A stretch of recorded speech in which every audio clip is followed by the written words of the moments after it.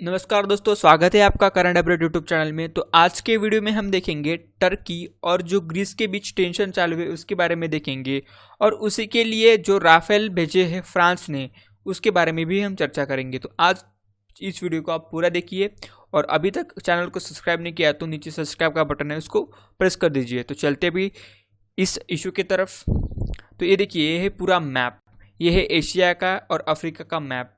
तो बेसिकली ये जो प्रॉब्लम है ग्रीस और जो टर्की के बीच, ये 4-5 कंट्री में है।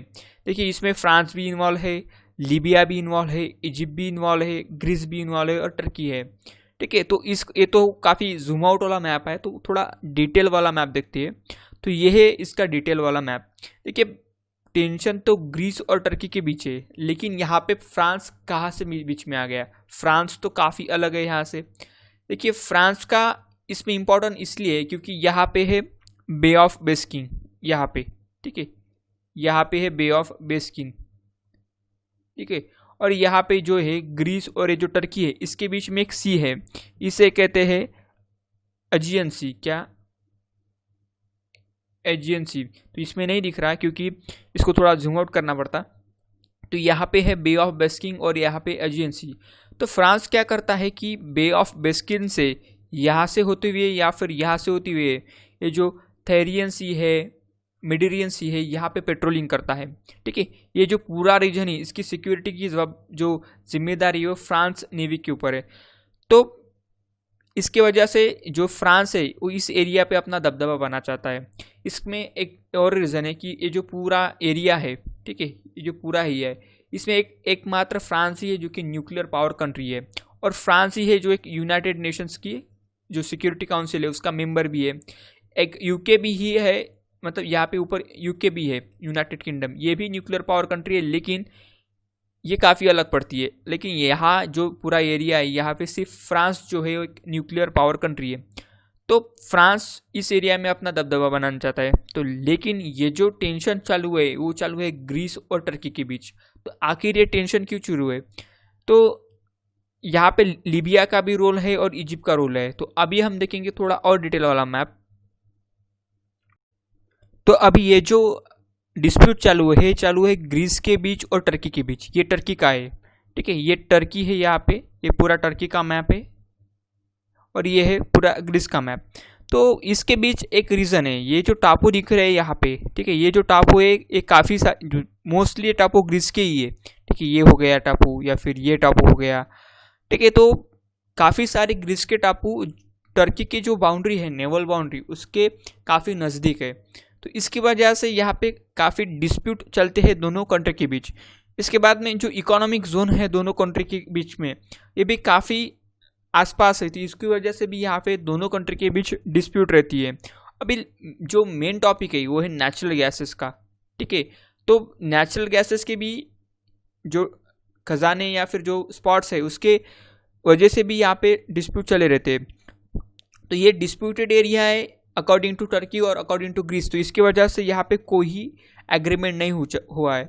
तो एग्रीमेंट नहीं हुआ तो इसकी वजह से यहाँ पे कौन सा भी प्रोजेक्ट पिछले 10-20 साल से नहीं हुआ है, और इसी की वजह से यहाँ पे दोनों तरफ की जो नेवी है, टर्की की नेवी और ग्रीस की नेवी, आमने सामने आके स्टैंड ऑफ हो जाती है। तो ये नई बात नहीं है, लेकिन इस बार थोड़ा कुछ ज़्यादा हुआ है। तो अभी ये जो इशू हुआ है ग्रीस और टर्की के बीच, तो ये इस मैप में आपको पूरा समझ में आ जाएगा। तो देखिए, तो ये है टर्की, ठीक है, ये है लीबिया। तो टर्की और जो लीबिया है, इन्होंने जो मैरीटाइम जोन है उसको एक कॉमन मैरीटाइम जोन कर दिया है। देखिए, ये जो डैश डैश वाली लाइन है, तो ये जो लाइन है ये है टर्की और लीबिया का मैरीटाइम जोन, इन्होंने शेयर कर दिया है। अब ये जो रेड वाली लाइन है ये है इजिप्ट और ग्रीस, ये जो ग्रीस के टापू है इसकी लाइन, ठीक है, जो ग्रीस इजिप्ट ओवरलैपिंग क्लैम्प्स, मतलब ये जो ग्रीस और इजिप्ट की क्या है, मैरीटाइम बाउंड्री है। तो ये जो लीबिया और टर्की की जो लाइन है मैरीटाइम लाइन, ये क्रॉस कर रही है ग्रीस और इजिप्ट की लाइन को। तो इसकी वजह से ग्रीस और इजिप्ट ने यहाँ पे ऑब्जेक्शन लिया है कि देखिए, आप जो है लीबिया और टर्की जो है हमारे मैरीटाइम जोन में इलीगली क्या कर रहे हैं, नेचुरल गैसेस की एक्सकैवेशन कर रहे हैं या फिर हमारी एरिया पे कब्जा कर रहे हैं। तो इसकी वजह से ये क्या हुआ है, ये टेंशन बढ़ी है। तो लेकिन इसमें जो टर्की है इसने एक और चीज़ की, तो इसकी वजह से ये टेंशन और बढ़ गई। तो टर्की ने एक हरकत की। टर्की ने क्या किया कि उसके जो 3 सर्वे शिप है, ठीक है, उसको भेज दिया है इस एरिया में। ठीक है, 3 सर्वे शिप को भेजा इस एरिया में। तो ये जो शिप है, इस शिप का नाम है ऑर्कोनिस। क्या है, ऑर्कोनिस नाम का शिप है। ये यहाँ पे ऑयल फील्ड की खोज करेगा और कौन सा एरिया बेस्ट है ड्रिलिंग के लिए ये देखेगा। ठीक है, उसके बाद में टर्की ने 2 और जहाज भेजे थे। एक का नाम है याकूस और दूसरा नाम है बारबरोस। ठीक है, इसका नाम है याकूस, इसका नाम है बारबरोस और ये है ऑर्क्यूरिस। तो ये जो 3 जहाज है, ये सर्वे की जो जहाज है वो भेजे है टर्की ने। तो इससे क्या हुआ कि ये जो टेंशन है इन तीनों देशों के बीच ये काफ़ी ज़्यादा बढ़ गया है। और इस जो शिप भेजने की जो हरकत की है टर्की ने, इसको इजिप्ट ने भी और ग्रीस ने भी इसका कड़ा विरोध किया है। अभी ये जो 3 शिप डिप्लॉय की है टर्की ने, कितने 3 शिप जो डिप्लॉय की है सर्वे शिप इस एरिया में, तो इसके ऊपर जो ग्रीक के पीएम है, ग्रीक के प्राइम मिनिस्टर है, उन्होंने एक वार्निंग दी है। उन्होंने कहा है कि आप जो मेरिडियन सी में जो कर रहे हैं, जो सर्वे कर रहे हैं, ये काफ़ी इलीगल है। ठीक है, आप जो नेचुरल गैसेस की या फिर जो ऑयल फील्ड की खोज कर रहे हैं, ये काफ़ी गलत है। अगर आपको इस एरिया में आपको कुछ सर्च करना है तो आपको हमारी परमिशन लेनी पड़ेगी। लेकिन आप किसी बिना परमिशन के इस एरिया में ऑयल फील्ड्स की खोज कर रहे हैं, नेचुरल गैसेस की खोज कर रहे हैं, तो ये जो क्या होगा, इससे क्या होगा कि हमारे सोवरेनिटी को खतरा होगा और हम इसका जवाब देंगे। तो ऐसी वार्निंग दी है ग्रीक के पीएम ने। उसके बाद में ग्रीक ने एक और एक्शन ली। उन्होंने जो ग्रीक के एम्बेसी है अंकारा में, कहाँ पे, अंकारा क्या है, अंकारा है टर्की की कैपिटल। तो वहाँ पे जो लेटर लिखा है उन्होंने अंकारा को, ग्रीक एम्बेसी अंकारा ने, कि ये जो मुद्दा है, जो टर्की ने जो ऑयल गैसेस और जो फील्ड्स है, ऑयल फील्ड्स और नेचुरल गैसेस की, उसकी खोज में जो ग्रीस के एरिया में कब्जा या फिर इलीगल सर्वे कर रहा है, ये मुद्दा उठाएंगे वो यूरोपियन यूनियन में, नाटो में और यूनाइटेड नेशन सिक्योरिटी काउंसिल में। इन तीनों जगह पे मुद्दा उठाएगा ग्रीस। तो ऐसी जो धमकी दी है ग्रीस के प्राइम मिनिस्टर ने और ग्रीस के एम्बेसी में, जो कि अंकारा में है। तो यूरोपियन यूनियन जो है, ठीक है, ईयू, इसने क्या किया कि ग्रीस का साथ दिया है। और यूरोपियन यूनियन ने कहा कि जो टर्की ये कर रहा है मेरिडियन सी में, जो गैस का एक्सप्लोरेशन कर रहा है, इलीगल है, इसको तुरंत बंद करे। और यूनियन ने ये भी कहा है कि जो मेरिडियन सी में आप गैस का एक्सप्लोरेशन कर रहे हो वो काफ़ी इलीगल, क्योंकि ये जो एरिया है उसमें काफ़ी ज़्यादा देश के जो है वो यहाँ पे अधिकार है। तो आप उनको अलग करके सिर्फ अकेले ही इस गैस पे, ये जो ऑयल फील्ड्स है उस पर अपना हक नहीं जमा सकते। तो ऐसी वार्निंग दी है यूरोपियन यूनियन ने। जो यूरोपियन यूनियन है वो अभी ग्रीस के पीछे खड़ा हुआ है। ठीक है, तो अभी तक तो ऐसा ही होता था कि टर्किश जो है वो जो उसके नेवल शिप है उस एरिया में भेजते थे जो कॉन्फ्लिक्टेड एरिया है। उसके बाद में जो ग्रीक है उसको वार्निंग देता था। उसके बाद में जो यूरोपियन यूनियन है वो भी उसको वार्निंग देता था। ठीक है, तो ये ऐसे चालू रहती थी प्रोसेस। लेकिन अभी क्या है कि ये जो है एक काफ़ी ज़्यादा टेंस माहौल बन गया है। ठीक है, क्योंकि टर्किश जो शिप है, ठीक है, और जो ग्रीक फ्रिगेट्स है ये कोलाइड हो चुकी है। तो इसकी वजह से स्मॉल स्केल वॉर होने की चांसेस यहाँ पे काफ़ी ज़्यादा बढ़ गए। तो एक्चुअल में क्या हुआ है कि जो टर्किश और ग्रीक फ्रिगेट्स है, फ्रिगेट्स एक प्रकार का जो शिप का ही प्रकार है, तो ये काफ़ी आसपास से पेट्रोलिंग कर रहे थे। तो इसमें क्या हुआ कि टर्किश शिप ने और ग्रीस शिप, इसके बीच कोलिजन हुआ और इसमें टर्किश जो शिप है इसमें काफ़ी ज़्यादा इसको नुकसान हुआ है। तो उसके बाद में टर्की भड़क गया और टर्की ने कहा अगर हमारे नेवी के ऊपर अगर अटैक होता है तो हम उसका जवाब देंगे। तो इसी के बीच में ये जो है टर्की की वार्निंग के बाद एक कमाल की चीज़ है कि जो दोनों देश है, जो टर्की भी है ये भी ग्रीक भी है, दोनों नाटो के मेंबर है। तो 2 नाटो के मेंबर अगर इस तरह से कॉन्फ्लिक्ट में जा रहे हैं तो ये काफ़ी टेंशन की बात है। तो इसकी वजह से फ्रांस है जो इसमें एंट्री लेता है। क्या? फ्रांस। ठीक है, तो फ्रांस क्या कहता है, फ्रांस को ग्रीस की साइड अच्छी लगती है।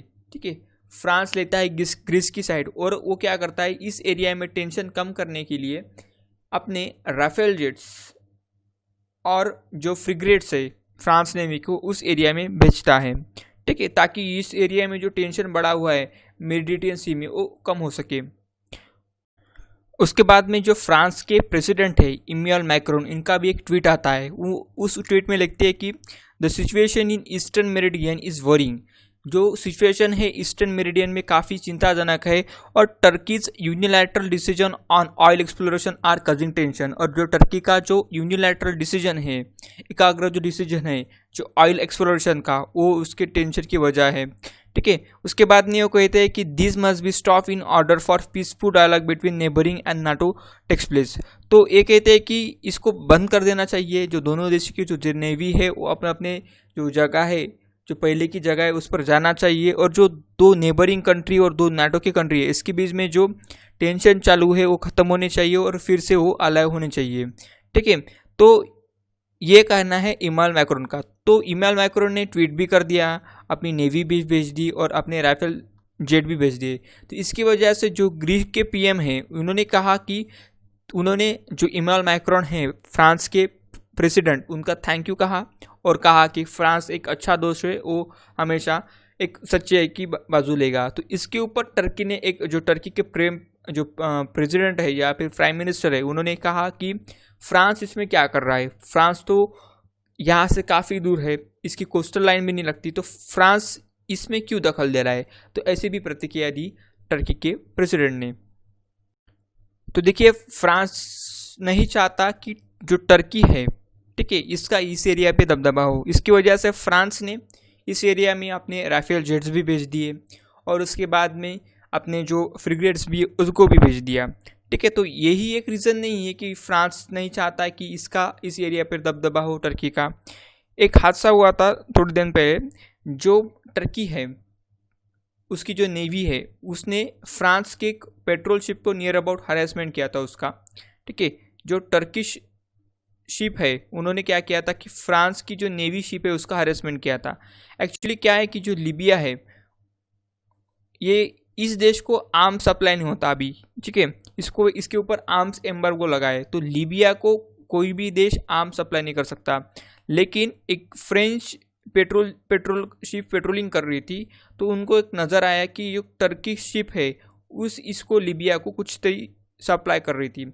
फिर इन्होंने क्या किया, जो टर्किश शिप है उसको रोका और पूछा आप लीबिया को क्या सप्लाई कर रहे हो, ठीक है। तो फिर इन्होंने क्या किया है कि अपनी 2-3 शिप और बुला ली, ठीक है। और ये जो 2-3 शिप है तो इन्होंने क्या किया, फ्रेंच पेट्रोलिंग को घेर लिया और उन्होंने कहा कि फ्रेंच पेट्रोल की शिप एक ही थी, और उन्होंने कहा मतलब टर्किश शिप ने कहा कि आप एजियन शिप में क्या कर रहे हो, आपका इस जगह पे कुछ काम नहीं है, आप अपने फ्लेस के ऊपर जाइए। तो इसकी वजह से क्या हुआ कि फ्रांस को काफ़ी ज़्यादा नाराज़गी थी इससे, टर्की से। तो इसकी वजह से फ्रांस ने क्या किया कि जो नाटो की नेवल एक्सरसाइज होती है एनुअली, उससे बाहर होने की घोषणा की है, क्योंकि टेंशन चालू थी टर्की के ऊपर। तो ये भी एक रीज़न है जो यहाँ पे टर्की के खिलाफ फ्रांस ने राफेल जेट्स जो है और फ्रिगेट्स है वो भेजे और फ्रांस ग्रीस का साथ दे रहा है। तो ये रही सभी टेंशन। तो आपको होपफुली समझ में आया होगा कि ग्रीस और टर्की के बीच क्या चालू है, फ्रांस का उसमें रोल क्या है, उसके बाद में इजिप्ट और लीबिया का क्या रोल है, मेन पॉइंट क्या है, जो एरिया है इसमें सब हो रहा है। तो अभी इन सब में भारत क्या कर सकता है, अपना देश। देखिए भारत तो जियोग्राफिकली काफ़ी दूर है इससे, ठीक है, वैसे तो कुछ नहीं कर सकता भारत जियोग्राफिकली, लेकिन जो एक्सटर्नल मिनिस्ट्रल पॉलिसी है उसके अनुसार क्या करता है। देखिए ये जो टर्की देश है, इसने जो हमारा कश्मीर का मुद्दा हुआ था तब इसने काफ़ी ज़्यादा इंटरफेयर किया रहा था, इसने पाकिस्तान की साइड ली थी।